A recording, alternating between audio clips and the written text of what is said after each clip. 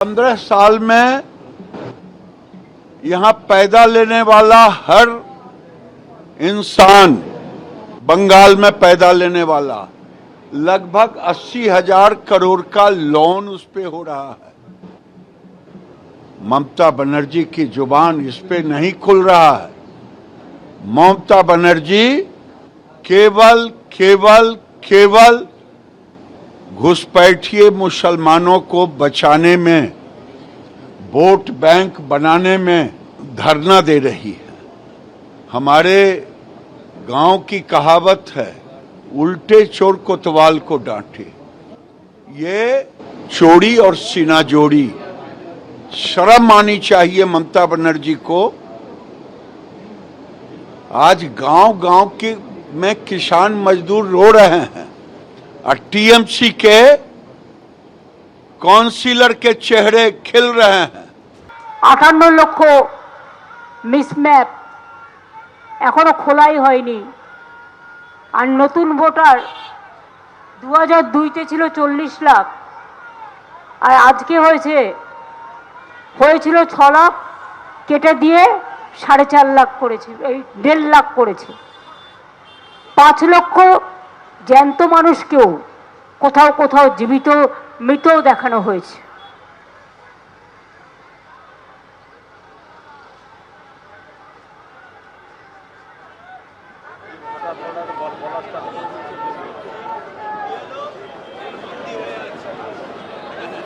কোথাও কোথাও জীবিত, তাদেরকে মৃত দেখানো হয়েছে। বারবার মমতা বন্দ্যোপাধ্যায় ঠিক এই জায়গায় আক্রমণ জানিয়ে একেবারে সওয়াল করেছিলেন সুপ্রিম কোর্টে গিয়েও।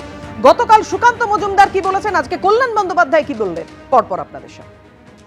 মমতা বন্দ্যোপাধ্যায় প্র্যাকটিস করছেন, কারণ এরপরে উনি বিরোধী দলনেত্রী হয়ে যাবেন, তখন ওনাকে ধর্নাতে বসতে হবে বিজেপির মুখ্যমন্ত্রীর বিরুদ্ধে, তাই এখন থেকে প্র্যাকটিস করছেন। সুকান্ত মজুমদার কোনো এমন কোনো ব্যক্তি নয় যে যার উপর রিয়াকশন দেওয়া যায়। অতি নগণ্য একটা রাজনীতিবিদ। কি করে ডক্টরেট হয়েছিল আমি জানি না। মানুষকে সম্মান দেয় না। পশ্চিমবাংলার মানুষের সমস্ত অধিকারকে ওরা কেড়ে নিয়েছে। ওদের যে কি হাল হবে সেটা কয়েকদিন পরে দেখতে পাবেন। নির্বাচন কমিশনের ফুল বেঞ্চ আসার আগে এই যে ছবি আপনারা সরাসরি দেখতে পাচ্ছেন, ধর্নায় বসে রয়েছেন মুখ্যমন্ত্রী মমতা বন্দ্যোপাধ্যায়। এসআইআর নিয়ে আক্রমণ আরো তীব্র করেছেন, এর পথে তো নেমেইছেন। এবারে একেবারে ধর্না মঞ্চে মুখ্যমন্ত্রী মমতা বন্দ্যোপাধ্যায়। স্বপন মজুমদার কি বলেছেন দেখুন। আজকের যে ওনার মেট্রো চ্যানেল, ওয়াই চ্যানেলের সামনে যে ধর্নাটা প্ল্যান করা আছে, সেটা একদিক থেকে উস্কানিমূলক, যার প্রধান উদ্দেশ্য হচ্ছে কলকাতা শহর এবং বিভিন্ন জায়গায় সাম্প্রদায়িক একটা অস্থিরতা আনা। সুপ্রিম কোর্টে গিয়ে বলেছিলেন যে 2024-এর যা ইলেকশন রোল ছিল সেটার ভিত্তিতেই এখন নির্বাচন করা উচিত। সুপ্রিম কোর্ট সেটা মানেনি, বলেছিল যে না, এসআইআরই করা দরকার। তো এটা হচ্ছে আরেকটা পরিকল্পনা, যাতে সারা পশ্চিমবঙ্গে এক ধরনের অস্থিরতা শুরু করে, যাতে ওই এসআইআরটা ইলেকশন কমিশনের কার্যকর্ম ভেস্তে দেওয়া যায়।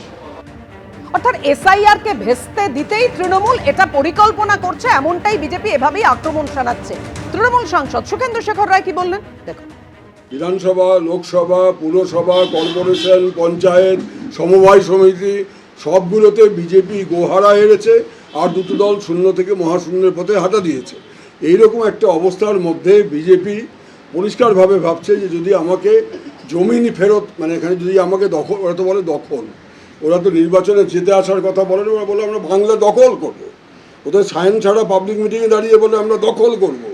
সেই দখল করতে গেলে ওরা দেখছেন যে জনসমর্থন নিয়ে দখল করা যাচ্ছে না।